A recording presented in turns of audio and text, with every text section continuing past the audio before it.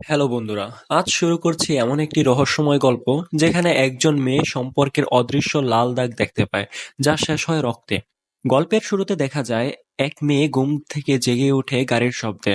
তার নাম শিন। সে জানালার দিকে তাকায়, সেটা অনেকগুলো কাঠের বোর্ড দিয়ে বন্ধ করা। জানালার ফাঁক গলে সে দেখে এক মেয়ে, যার নাম শিয়ান। সে স্কুলে যাচ্ছে। তার পেছনে একজন পুরুষ, যিনি শিয়ানের চাচা। শিন লক্ষ্য করে তাদের উপর দিয়ে একটি লাল রেখা যাচ্ছে। শিয়ানের চাচা তাকে সঙ্গে যেতে বলেন, কিন্তু সে যেতে চায় না। তারপর তারা চলে যায়। এরপর শিন দেখতে পায় আরেকজন মেয়ের উপর দিয়ে বহু লাল রেখা গিয়েছে। এই মেয়েটি নতুন এই এলাকায় এসেছে।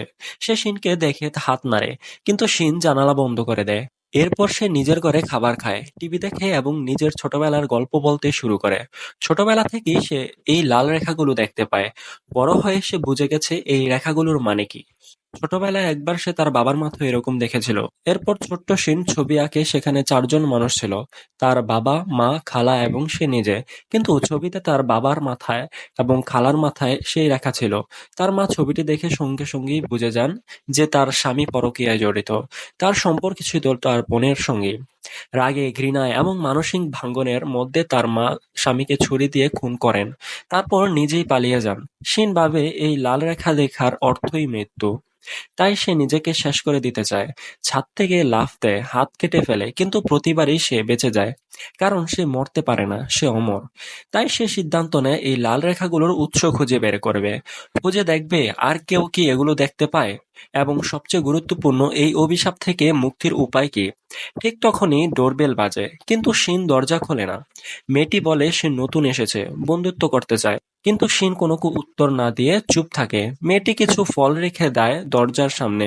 শিন দরজা খুলে ফলগুলো নিয়ে খেয়ে ফেলে, কারণ অনেকদিন ভালো করে কিছু খায়নি।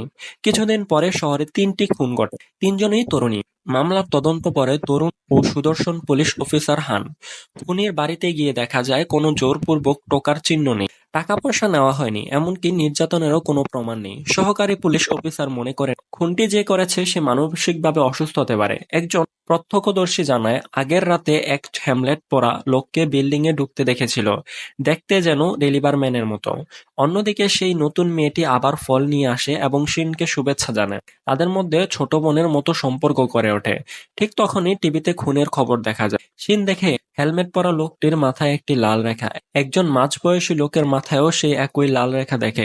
সেও খুনি হতে পারে। রাতে শিন দেখে সেই হেলমেট পরা লোকটি তার ছোট বোনের ঘরে ঢুকছে। তার মাথায় শুধু একটি লাল রেখা, যা তার বোনের সঙ্গে যুক্ত।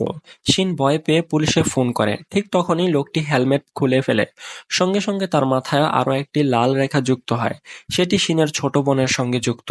শিন বুঝতে পারে না লোকটি খুনি কিনা। পরদিন সহকারী অফিসার ফোন করে হানকে জানায়। রাতের ফোনকে লোকেশন ছিল হানের বাড়ির উল্টো দিক থেকে। তারা সন্দেহ করে খুনি হয়তো কোনো ডেলিভারি ম্যান। এই তথ্য এখনো সাধারণ মানুষ জানে না। হান সতর্ক হয়ে তাড়াতাড়ি শিনের দরজায় নক করে। শিন দেখে হানের মাথায় অনেক লাল রেখা। সে মনে মনে হানকে গাল দেয়। ঠিক তখনই উপরতলা থেকে একজন এসে তাকে বাধা দেয়। সে বলে এত নক করবেন না। শিন একটু ফাঁক করে দরজা খুলে জানায় ভুল করে পুলিশ ডাকছিল। তখন হারুন কিছুটা বিভ্রান্ত হয়। কয়েকদিন পর তদন্তে অগ্রগতি আসে। পুলিশ জানতে পারে 2টি নারী এবং একটি পুরুষ এই ঘটনার সাথে জড়িত। পুলিশটির নাম জিমিন। সহকারী অফিসার ছবি দেখে বুঝে যায় জিমিনই সেই লোক যে সেদিন সকালে শিনের দরজায় নক করেছিল এবং হানের কাছে সাহায্য চেয়েছিল। তারা তদন্ত চালানোর সিদ্ধান্ত নেয়। ঠিক তখনই হান একটি ফোন কল পায়। হাসপাতাল থেকে তার বাবার বিষয়ে ফোন আসে। সে দৌড়ে ছাদের দিকে যায়, দেখে এক লোক তেলের পাশে দাঁড়িয়ে বিড়বিড় করছে। সে চায় লোকটি লাফিয়ে পড়ুক, কিন্তু কিছু ডাক্তার এসে তাকে নামিয়ে নিয়ে যায়। অন্যদিকে সহকারী জিমিনের অ্যাপার্টমেন্টে গিয়ে দেখে দরজা খোলা। সে ভিতরে গিয়ে দেখে ঘরটি অদ্ভুতভাবে সাজানো, কোনায় দড়ি রাখা। হঠাৎ জিমিন ফিরে আসে, তাকে বেঁধে ফেলে এবং হেলমেট পরে পাশের অ্যাপার্টমেন্টে যায়। এবার তার লক্ষ্য শিনের ছোট বোন। শিন নিচে জোরে শব্দ শুনতে পায়। জানালা দিয়ে দেখে জিমিনের মাথায় এখনো কেবল একটি লাল রেখা, আর সেটা তার ছোট বোনের সঙ্গে যুক্ত। এবার আর অপেক্ষা নয়, সে রান্নাঘর থেকে ছুরি নিয়ে কালো চশমা পরে সাহস করে দরজা খোলে। ঠিক তখনই ছোট বোন দরজা খুলে দেখে জিমিন, যাকে সে তার প্রেমিক ভাবত। তখন বোঝা যায় তাদের আগেও সম্পর্ক ছিল। আর সবচেয়ে ভয়ঙ্কর বিষয়ে, জিমিনও লাল রেখাগুলো দেখতে পায়। সে দেখে রেখাগুলোর সংখ্যা অনেক। হঠাৎ তার মধ্যে খুনের ইচ্ছা জাগে। সে ছোট বোনকে চেপে ধরে, গলা চেপে ধরে। ঠিক তখনই শিন ঘরে ঢোকে, তার হাতে কাঁপতে কাঁপতে ধরা ছুরি। কিন্তু জিমিন সহজেই ছুরিতে কেড়ে নেয় এবং শিনের পেটে কোপ মারে। তারপর সে আবার ছোট বোনের দিকে যায়। তখনই পুলিশ অফিসার হান চলে আসে। সে নিচে শিনের চশমা খুঁজে পায়। দরজা খোলা দেখে উপরে ওঠে। ঘরের দেওয়ালে অগণিত লাল রেখা দেখে স্তব্ধ হয়ে যায়। ঠিক তখনই ছোট বোনের চিৎকার শোনা যায়। হান দৌড়ে গিয়ে ব্যালকনিতে দেখে খুনের চেষ্টা চলছে। সে লক্ষ্য করে গুলি ছোড়ে। তখন জিমিন মাটিতে পড়ে যায় আর তার মাথার সব লাল রেখা অদৃশ্য হয়ে যায়।